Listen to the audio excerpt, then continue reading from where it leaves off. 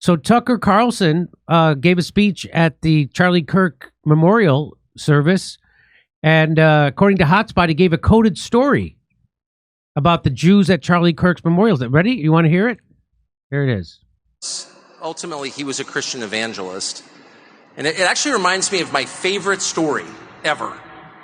So it's about 2,000 years ago in Jerusalem, and Jesus shows up and he starts talking about the people in power, and he starts doing the worst thing that you can do, which is telling the truth about people, and they hate it. And they just go bonkers. They hate it. And they become obsessed with making him stop. This guy's got to stop talking. We've got to shut this guy up. And I can just sort of picture the scene in a lamplit room with a bunch of guys sitting around eating hummus, thinking about what do we do about this guy telling the truth about us? We must make him stop talking. And there's always one guy with the bright idea, and I can just hear him say, I've got an idea. Why don't we just kill him?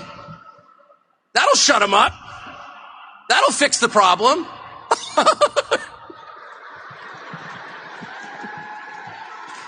It doesn't work that way.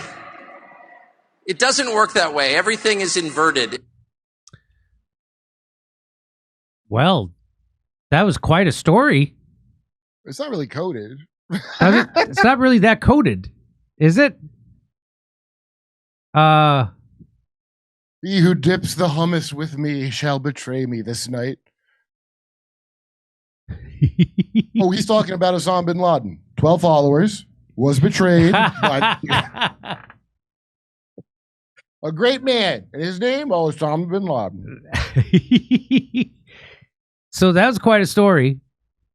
He lived a long time ago. Son of a construction worker, you could say.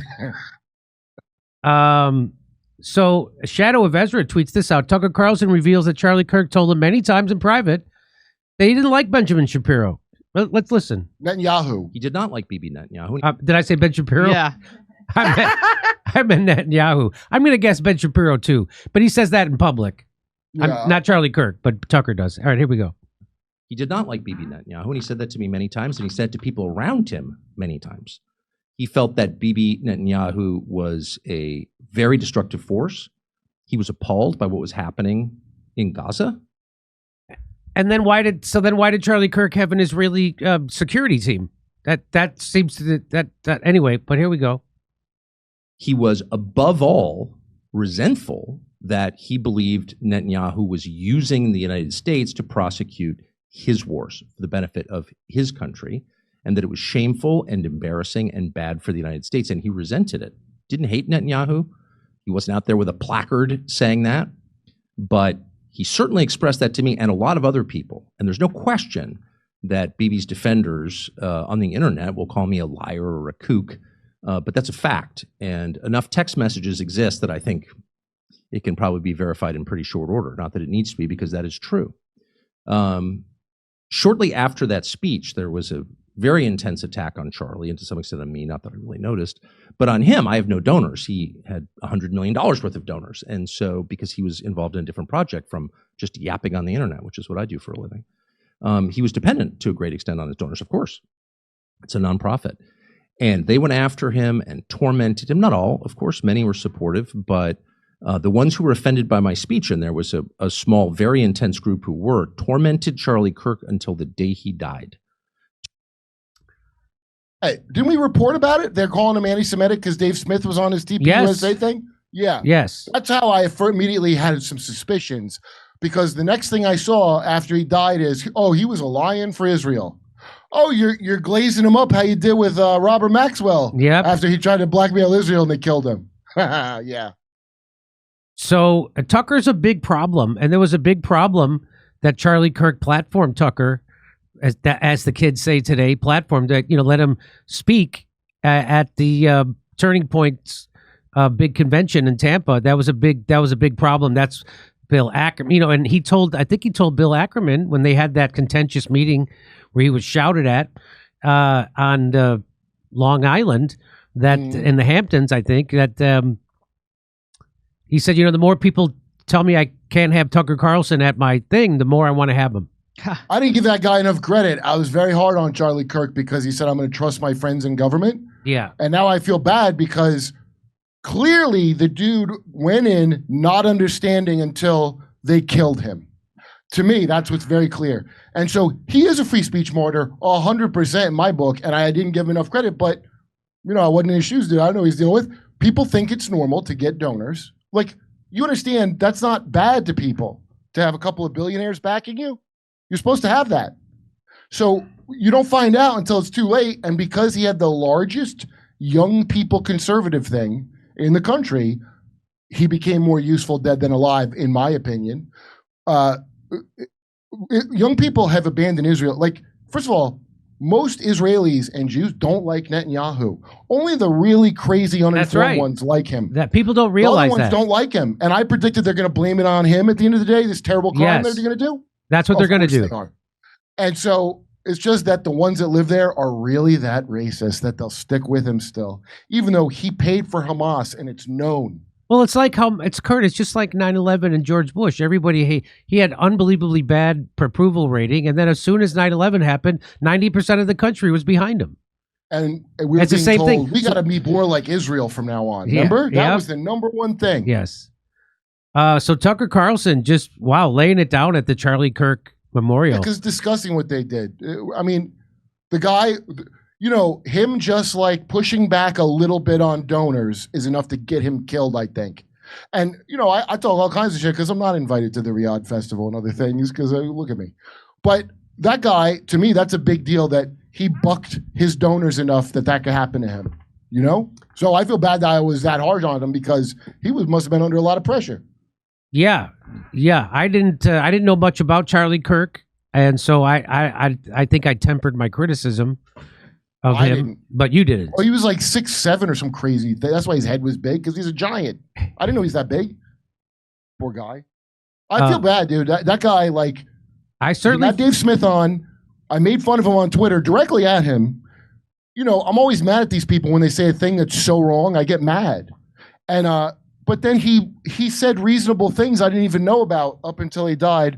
I didn't know about it until they were attacking him, people that used to like him. Yeah. Like and he was saying tepid, not even controversial just things. Honest questions from a guy who's on board. But what made him dangerous was that he had a lot of power in the sense that he was the voice of the next generation of Republicans that Israel definitely needs.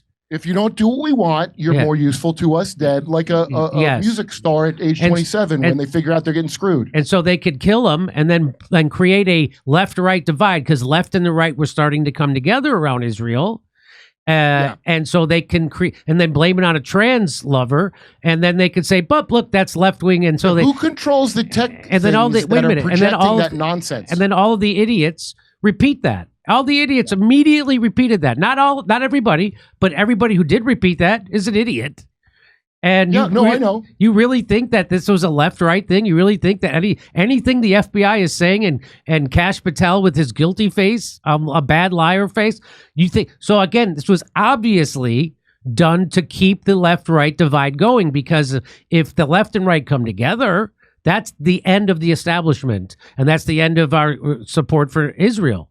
So that's exactly, and NATO, everything, and the whole thing. It's the West, yes. The thing we're supposed to preserve. Yes. That's who did this shit. The West. It wasn't people from another direction. All the things you hate, even if you're like, I'm right wing and I hate commies, that didn't come from the Arabs. That came from the West. That's right. I want to show you one more thing. If you need any more confirmation that Benjamin Netanyahu has a guilty conscience about Charlie Kirk's assassination. According to multiple reports, Israel Prime Minister Benjamin Netanyahu offered Charlie Kirk's Turning Point USA $150 million in cash to adopt an even more ardently pro-Israel stance. Kirk refused that money. Kirk was offered that. Netanyahu invited him to Israel. He refused. He even told close friends that he feels threatened by them and he fears for his life. Well, guess what? Netanyahu. So this is what Netanyahu did. He took it 2 minutes. Guilty. He talked for 2 minutes about how Israel did not kill Charlie Kirk. So here's Netanyahu talking for 2 minutes about how he didn't kill Charlie Kirk. Joseph Goebbels the Nazi propaganda minister, said that the bigger the lie, the faster it will spread. Well, somebody has fabricated a monstrous big lie that Israel had something to do with Charlie Kirk's horrific murder. This is insane. It is false. It is outrageous. Charlie Kirk was a giant, a once-in-a-century talent who defended freedom, defended America, defended our common Judeo-Christian civilization. Charlie loved Israel. He loved the Jewish people. He told me so in a letter that he sent me just a few months ago. One of my greatest joys as a Christian, he said, is advocating for Israel and forming alliances with Jews to protect Judeo-Christian civilization. He encouraged me to make the case directly to the American people about how vital Israel is to U.S. national security. He told me, the Holy Land is so important to my life, it pains me to see support for Israel slip away.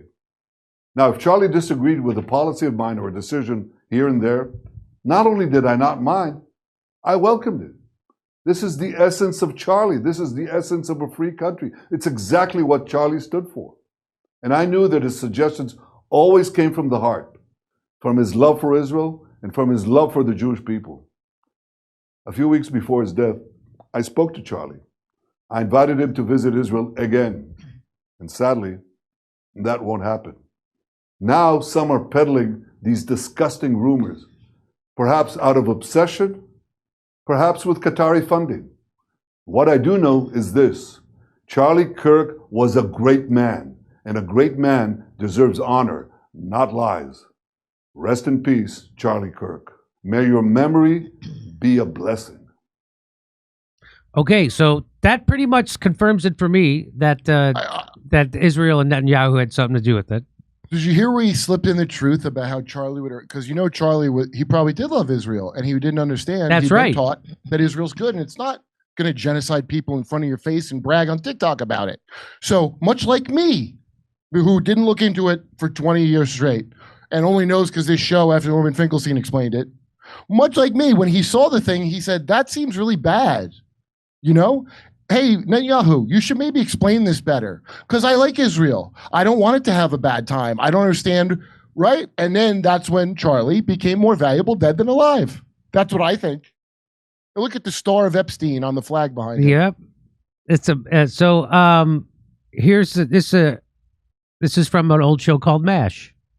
Remember the old adage, methinks he doth protest too much. There you go. That's what that sounds like to me. Benjamin Netanyahu doth protest too much. Why would you go on a 2-minute rant about how you didn't kill somebody? The only thing close to that I've ever seen, Jimmy, is the guy in Utah, that DA who came out to get ahead of his story and say, "I am not a cannibal Satanist killer." And they were like, "Why are you doing this? No one is investigating you?" Ken Leavitt or something. His name's Leavitt. From Utah, from the great state of Utah. And it was the most insane thing, and it made all the news.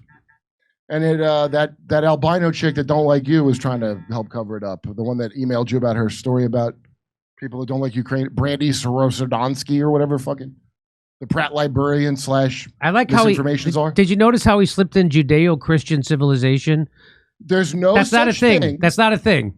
There's Abrahamic values, and who shares those values are Jews and Muslims, who are Semitic people.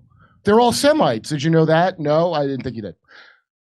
We have Christian values if you're Christian. I don't know why. I'm not even in the religion and people don't understand their own stupid lore. But no, Christian values are so radically different that I don't know if you remember the story. They said, kill him and let the murderer go.